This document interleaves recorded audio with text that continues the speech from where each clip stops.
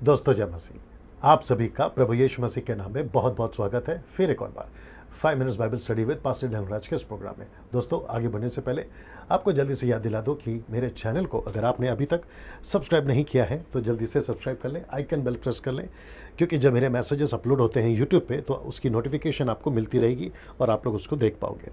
साथ ही साथ में फेसबुक पेज जहाँ से मैं लाइव आता हूँ डैनियल राज के पेज से, आगे यदि आप मुझे देखना चाहते हैं वहाँ से तो आपको क्या करना है, आपको ये थंब को प्रेस करना है, दूसरे शब्दों में मेरे पेज को लाइक करना है और फिर आप मेरे मित्र बन जाओगे और वहाँ से जब मैं लाइव आता हूँ तो आप मुझे देख पाओगे।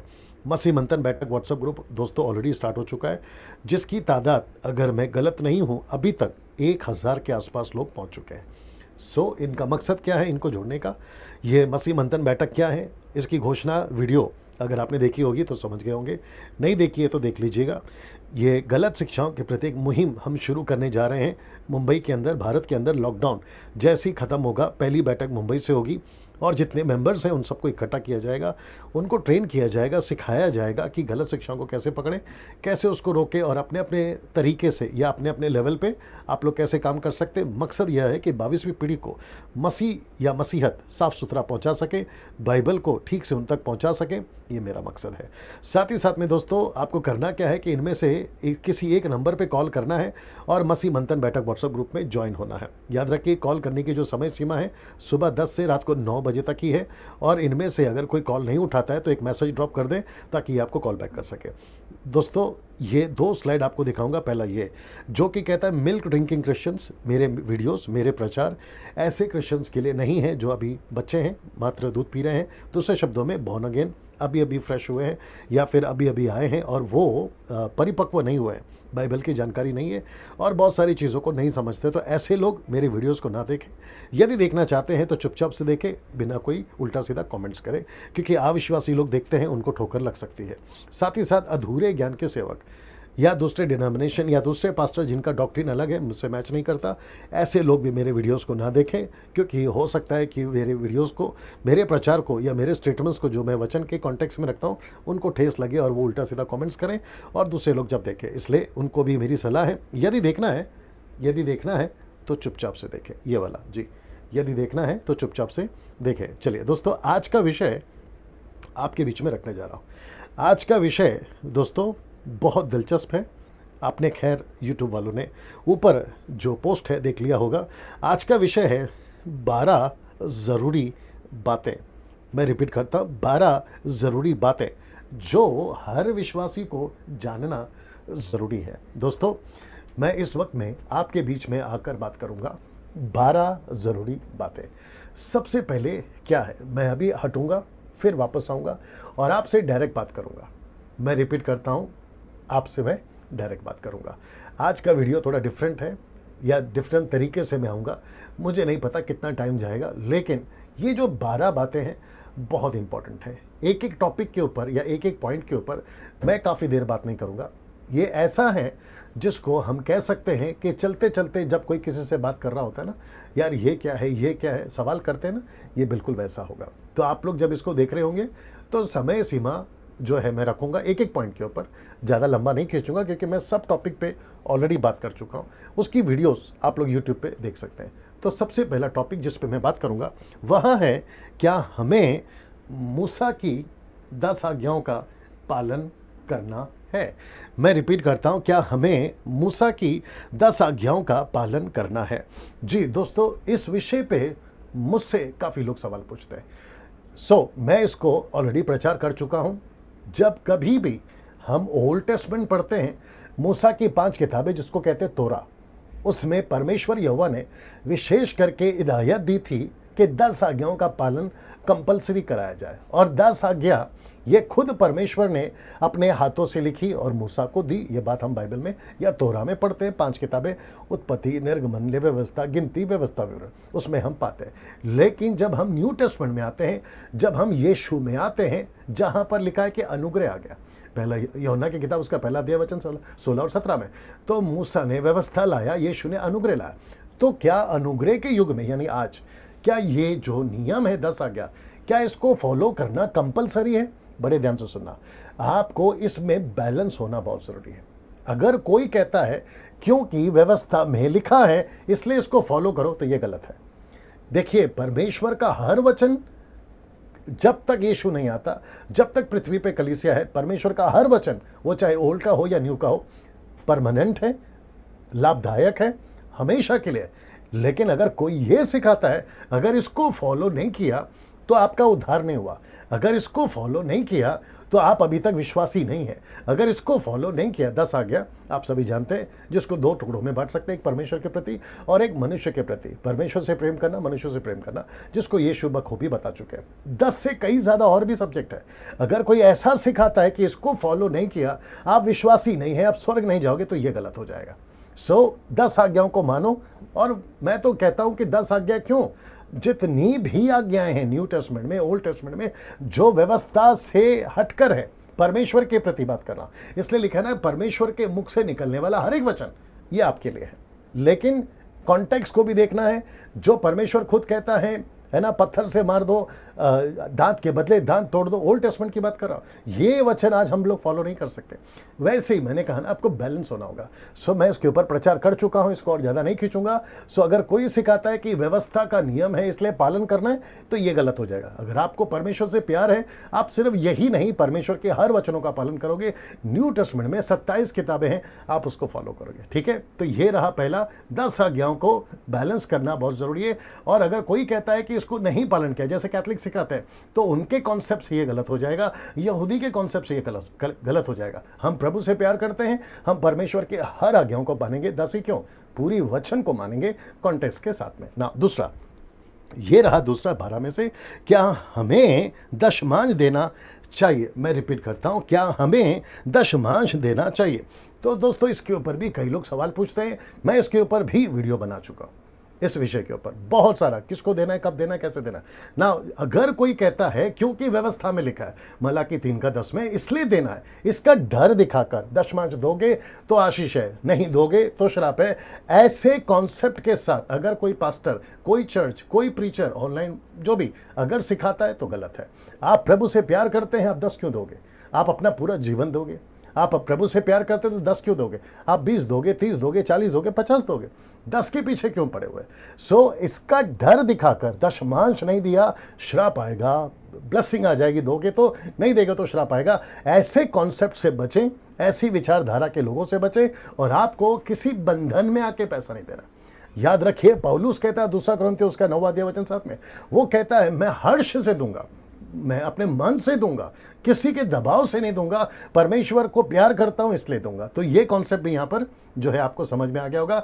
आप किसी भी बंधन में नहीं है, ये बात समझ जाइए, व्यवस्था के खास करके, और यहूदियों के कॉन्सेप्ट में या कंसेप्ट में आप नहीं आना है। आप अन्य जाति हैं तो अन्य जाति के हिसाब से आपको चलना। ये रहा तीसरा दोस्तों, क्या हमें सब्त का दिन मानना चाहिए, क्षमा करें, क्या हमें सब्त का दिन मानना चाहिए? तो इसके ऊपर भी लोग सवाल पूछते हैं और कहते हैं कि पास्टर डैनियल आप क्या कहते हैं? सब्त का मतलब है व्यवस्था, यानी कि विश्राम दिन, यहूदियों के हिसाब से, जो कि आता है सैटरडे। अब आपको समझना है कि ना मंडे इंपॉर्टेंट है, ना Tuesday, Wednesday, Thursday, Friday, Saturday, Sunday. 7 दिन प्रभु का है। 7 दिन प्रभु का है, 31 दिन प्रभु का है, 365 दिन प्रभु का है। मतलब हर दिन प्रभु का है, हर पल प्रभु का है। आप जब चाहो आराधना करो, जब चाहो प्रभु के पास जाओ, जब चाहो प्रभु का दिन मनाओ, जब चाहो कलीसिया खोलो, कौन सा भी दिन खोलो। सैटरडे बिल्कुल इंपॉर्टेंट नहीं है, या सब्त आपके लिए इंपॉर्टेंट नहीं है। कुलुस्सी किताब, मैं सब कुछ नहीं डाल पाऊंगा, इसलिए बोला था ना, चलते चलते वाली बात है, ये टॉपिक आ जैसा है। कुलुस्सी किताब उसका 2:16 कहता है, दीज आर द शैडोज, मतलब ये परछाइयां हैं, कौन सी? व्यवस्था की बातें जो टल जाएंगी। ठीक है ना। वापस आपको याद दिलाता हूं कि आपको किसी भी प्रकार का सब्त का दिन के अधीन रहकर, किसी के डरा कर आपको उसके सैटरडे चर्च में नहीं जाना है। 7th डे एडवांटेज वाले जो सिखाते हैं कि विश्राम दिन यानी कि सैटरडे ही इंपॉर्टेंट है, माता यरूशलेम वाले भी शायद यही फॉलो करते हैं कि सैटरडे को ही आना है। आप सैटरडे जाओ, संडे जाओ, शुक्रवार जाओ, इससे कोई फर्क नहीं पड़ता, आप स्वतंत्र हैं।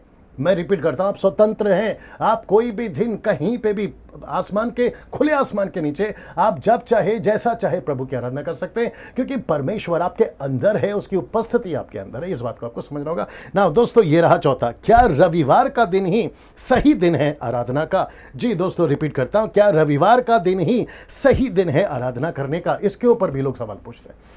मैं आपको वापस कहता हूं कि आराधना का दिन सैटरडे हो या संडे, कुछ लोग कहते हैं संडे कंपलसरी आना है। मैं आपको बताता हूं कौन लोग कहते हैं। Charismatic, Pentecostal, mainline church, sideline church या फिर इंडिपेंडेंट मिनिस्ट्री वाले, वो कहते हैं कि आप कोई भी नौकरी करो, बिजनेस करो, अगर आप संडे को चर्च नहीं आए तो वो बंधन में आ जाते हैं, वो मुसीबत में आ जाते हैं। वो कहते हैं कि पास्टर जी हमारी नौकरी है, हमारा बिजनेस है, फिर उनको वो डर दिखाते हैं कि अपना क्रूस उठा के चलो। अब ये जो कॉन्सेप्ट है मुझे नहीं समझ में आता। आप संडे चर्च अगर नहीं गए आप विश्वासी नहीं हो, ये भी सिखाते हैं। आप संडे चर्च नहीं गए आपको आशीष नहीं मिलेगी, ये भी सिखाते हैं। तो इसका मतलब है कि सैटरडे, क्षमा करें, मंडे टू सैटरडे वो फिर क्या शैतान के पास रहता है? आप सोच के देखिए, संडे को वो प्रभु के पास आता है। भैया ये कॉन्सेप्ट भी गलत है। संडे चर्च जाना बहुत जरूरी है, लेकिन किसी दबाव से नहीं और किसी प्रेशर से नहीं कि आप नहीं आए तो आशीष नहीं है। ये कॉन्सेप्ट मैं क्लियर कर देता हूं। सैटरडे जाओ, संडे जाओ, मत जाओ। आप घर पर आराधना करो, नौकरी पर, वहां पे प्रभु को याद करो। कॉन्सेप्ट क्या है कि आपको किसी के बंधन में नहीं आना है। कॉन्सेप्ट क्या है कि आपको डर कर चर्च नहीं जाना है। वो सैटरडे जाएंगे तो नहीं जाएंगे तो प्रभु नाराज हो जाएगा, संडे नहीं जाएंगे तो प्रभु नाराज हो जाएगा, ऐसा कुछ नहीं है। ये जो संडे का कैलेंडर है ना, ये आपके बीच में 16वीं सदी के पास पहुंचा होगा, आसपास पहुंचा होगा। लेकिन उसके पहले संडे कहां था सर? वो तो दिन को मानते थे, पहला दिन, दूसरा दिन, तीसरा दिन, चौथा दिन। संडे नहीं था सर। आप हर दिन प्रभु को याद करो। लिखा है ना प्रेरितों की किताब दूसरा अध्याय में 38 से पढ़ो, लिखा है प्रतिदिन वो परमेश्वर की संगति करते थे। तो सैटरडे हो या संडे हो कोई फर्क नहीं पड़ता। ये रहा पांचवा, जो कि बड़े ध्यान से सुनिएगा, कहता है क्या हमें यहूदी पर्वों को मानना चाहिए?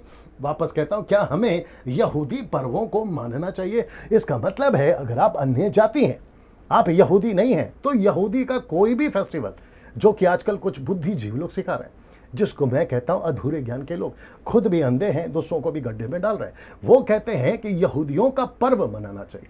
क्यों मनाएं? मेरा प्रश्न है, क्यों मनाएं? आप यहूदी हैं क्या? नहीं, आप अन्य जाति हैं। आप इजराइल के नेशन के अगर हुए तो भी क्या हुआ? आप इजरायली अगर नेशन हुए तो भी क्या हुआ? आपको फेस्टिवल क्यों फॉलो करना है? आपको उनके तरीके के क्यों चलना है? कहते हैं कि वो पवित्र देश है। पवित्र देश इजराइल नहीं है, पवित्र परमेश्वर है। गलत तरीके से मत बोलिए। वापस कहता हूं कि किसी भी यहूदी के फेस्टिवल को, रिचुअल को आपको फॉलो करने की जरूरत नहीं है। ये रहा छठवां, क्या हमें यीशु का जन्मदिन मनाना चाहिए, यानी कि क्रिसमस? दूसरा ऐड कर देता हूं, सातवां, क्या हमें यीशु का मृत्यु दिन मनाना चाहिए? आठवां यानी कि तीसरा, क्या हमें पुनरुत्थान दिवस मनाना चाहिए? तो एक हो गया जन्मदिन, दूसरा हो गया मरण दिन, और तीसरा हो गया जी उठना, यानी कि पुनरुत्थान का दिन। सो क्रिसमस, गुड फ्राइडे, ईस्टर, मैं समझता हूं कि मसीहत में ये तीन ऐसी चीजें हैं, या फेस्टिवल बोल लो, जो कि बाहर चलता है, उसके हिसाब से बात करो। खैर हम तो नहीं मानते। ऐसा कहते हैं कुछ क्रिश्चियंस, कहते हैं कि अगर इसको नहीं माना आप मसीह नहीं हो। तो इसका मतलब है कि आप साल में 3 बार मसीह हैं? ये प्रश्न उठता है। आप प्रतिदिन के मसीह हैं। कॉन्सेप्ट क्या है पता है? Christmas, good Friday, Easter Sunday आपके लिए नहीं है। वापस बोलता हूं, Christmas, good Friday, Easter Sunday आपके लिए नहीं है, बल्कि Christmas, good Friday, Easter Sunday दूसरों के लिए आपके द्वारा आप मैसेज दे सकते हैं कि यीशु मसीह आज, यानी कि 25 दिसंबर, यीशु मसीह आज यानी गुड फ्राइडे, यीशु मसीह आज यानी पुनरुत्थान दिन, ईस्टर संडे। आप उस दिन दूसरों को पैगाम सुना सकते हैं, दूसरों को यीशु के बारे में प्रचार कर सकते हैं, दूसरों को बता सकते हैं कि 2000 साल पहले ऐसी घटना घटी थी, लेकिन यीशु एक बार पैदा हुआ, एक बार मरा और हमेशा के लिए जिंदा है। हम हर साल पैदा नहीं करते, अगर ऐसा कोई करता है मूर्ख है वो। हम यीशु को हर साल नहीं मारते, अगर ऐसा कोई मारता है तो मूर्ख है वो। हम हर साल यीशु को जीवित नहीं करते, अगर ऐसा करता है तो वो मूर्ख है वो। सो आपके लिए Christmas, good Friday, Easter Sunday एक बार आता है लाइफ में, दैट्स इट। जिस दिन आपने उद्धार पाया था, उसके बाद आप कपड़े पहनो, खाना बनाओ, घर को पेंट मारो, आपको जैसा करना है करो, लेकिन ये कहकर नहीं क्योंकि आज आपका क्रिश्चियनों का फेस्टिवल है, ये गलत हो जाएगा। हम किसी फेस्टिवल में नहीं चलते, हम साल में कोई फेस्टिवल नहीं मनाते, हम प्रतिदिन को यीशु के साथ में लेके चलते हैं। ये आपको समझना बहुत ज़रूरी होगा, ज़्यादा लंबा हो जाएगा इसलिए मैं यहाँ पे समाप्त कर रहा हूँ। ये रहा 9वां, उपवास का कौन सा दिन सही है। मैंने ये नहीं कहा कि उपवास कैसे करना है, उपवास के तरीके कैसे, वो नहीं कर रहा, उसके ऊपर प्रचार कर चुका। यहाँ पे प्रश्न देख लीजिए, लिखा है उपवास का कौन सा दिन सही है। तो ऐसे लोग पूछते हैं कि पास्टर डैनियल हम कौन सा दिन उपवास करें, क्योंकि कुछ लोग हिंदू बैकग्राउंड से आते हैं, कोई मुस्लिम बैकग्राउंड से आते हैं, कोई अलग अलग बैकग्राउंड से आता है, और जब वो मसीह बन जाते हैं तो उनके मन में प्रश्न उठता है कि हम पहले उन दिनों को करते थे, उस दिन करते थे, इस दिन करते थे, अब हम मसीह बन गए हैं तो हम कौन सा दिन करें। तो मैं आपको बता दूं, उपवास करने का कोई दिन फिक्स नहीं है। शुक्रवार को ही करना है ऐसा कोई गारंटी नहीं है, ऐसा कोई प्रेशर दबाव नहीं है। आपको पहली बात तो उपवास करना है तब कब, जब परमेश्वर कहता है। आप कोई भी दिन उपवास कर सकते हैं, इसका कोई फिक्स नहीं है। खास करके महिलाएं, अगर उनको ऐसा लगता है कि मंथली जो उनका प्रॉब्लम आता है 3 दिन का, उसमें उपवास कर सकते हैं, जी हाँ कर सकते हैं। उसके बाद कर सकते हैं, जी हाँ कर सकते हैं। पुरुषों के लिए भी कहना चाहूंगा, सर ऐसा कोई हार्ड एंड फास्ट रूल नहीं है, ऐसा कोई नियम नहीं है बाइबल में, इस दिन उस दिन, ऐसा कोई नहीं। आप जब चाहो करो, लेकिन पवित्र आत्मा की अगुवाई में ही उपवास करना है, ये आपको समझना होगा। ये रहा 10वां, क्या बाइबल की संख्या को महत्व देना चाहिए। वापस कह देता हूं, क्या बाइबल की संख्या या संख्याएं को महत्व देना चाहिए। अब आप नहीं समझे होंगे, शायद कभी नहीं सुना होगा, मैं आपको बता देता हूं। Number 3, number 7, number 6, number 12, number 9 और नंबर 40, ऐसी कुछ संख्या है। और अक्सर देखा गया 3, कभी 7, कभी 9, कभी 12, कभी 40, ऐसा फिगर जो चलता रहता है ना। ओल्ड टेस्टमेंट में 40 का आंकड़ा बहुत है। अभी जो क्वारंटाइन कर रहे थे ना लोगों को, उसका भी नंबर वही होता है 40। तो उसको लेकर लोगों ने कहा कि अरे 40 मतलब पवित्र नंबर, 7 मतलब पवित्र नंबर, 9 मतलब पवित्र नंबर। आपके नॉलेज के लिए बता दो कि हम लोग सुपरस्टिशियस वाले लोग नहीं हैं, अंधविश्वास वाले लोग नहीं है। हम किसी संख्या, किसी नंबर, जैसे कि मुस्लिम्स लोग लेकर चलते हैं ना 786 कुछ ऐसा, वो लेकर चलते हैं 786 ऐसा, मुझे नहीं पता, लेकिन वो नंबर को लेकर चलते हैं। तो ऐसा कोई नंबर क्रिश्चियनिटी के अंदर, बाइबल के अंदर नहीं है। आपका 1 से लेकर 100 तक, 1 से लेकर लाख तक, आपका हर नंबर परमेश्वर की तरफ से है, आपके लिए है। ऐसा कोई नंबर स्पेशल नहीं है। 7 रखो, 3 रखो, गाड़ी का नंबर रखो, मोबाइल नंबर रखो, लेकिन कोई विशेष नंबर को लेके फॉलो नहीं करना है। ये नंबर से कोई परमेश्वर का लेना देना नहीं है। इसके ऊपर बहुत सारी थियरी है, इसके ऊपर बहुत सारे लोगों ने प्रचार किया। 40 का आंकड़ा, 40 40 40 40, फिर 7 7 7 7। आप अपने तरीके से जो चाहो सिखा सकते हो। क्या कहते हैं ना, उसका लॉजिक आप कहीं से भी लगा सकते हो, मैं उसके खिलाफ नहीं हूँ। आपको अच्छा लगा, आपको कोई प्रकाशन मिला, लेकिन नंबर को पवित्र ठहरा कर मत प्रचार करें कि नंबर बहुत इंपॉर्टेंट होता है। अगर नंबर ये नहीं है तो ऐसा कुछ नहीं सिखाना। हर नंबर अच्छा है, आपको जैसा ठीक लगे वैसा लेके चल सकते हैं। ये रहा सेकंड लास्ट क्वेश्चन, जो कि बहुत इंपॉर्टेंट है, लास्ट का भी इंपॉर्टेंट है। 11वां सवाल या 11वां बात जो आपको जानना बहुत जरूरी है। कहता है, प्रभु की प्रार्थना का महत्व कितना है। लॉर्ड्स प्रेयर जो कि कैथलिक में सिखाते हैं, 50% कैथलिक्स, 50% कैथलिक्स पूरी दुनिया में इसको बहुत फॉलो करता है, जो कि कहता है लॉर्ड्स प्रेयर, प्रभु की प्रार्थना। मेथोडिस्ट, सीएनआई, पेंटिकोस्टल, कैरिस्मेटिक, आजकल उन्होंने भी फॉलो किया। जैसे ही चर्च खत्म होती है, इसको खत्म किए या इसको बोले बगैर वो नहीं जाते। तो सबसे पहली बात, 2 धारणाएं खत्म कर देता हूं, या आपको क्लियर कर देता हूं कि ये प्रभु की प्रार्थना नहीं है। This is not Lord's prayer, this is taught by Lord's prayer, by Lord's. ये लॉर्ड का, परमेश्वर का सिखाया हुआ प्रार्थना, ये प्रभु की प्रार्थना नहीं है। अगर ये प्रभु की प्रार्थना होती तो प्रभु ये कह रहा है कि मेरे पाप क्षमा कर, तो ये तो गलत हो जाएगा, क्योंकि प्रभु पापी नहीं है, तो फिर ये कैंसिल हो गया। दूसरी धारणा, कहते हैं कि अगर इसको बोलते हैं तो स्पेशल ब्लेसिंग आएगी, इसको अगर कहते हैं तो कुछ अलौकिक चीजें होगी। जी नहीं, ऐसा कुछ नहीं होता है। यीशु की प्रार्थना जो यीशु मसीह ने चेलों को दी, मत्ती 6:6 के अनुसार, मत्ती 6 का 9 के अनुसार, तो यीशु ने एक पैटर्न दिया था उस वक्त में।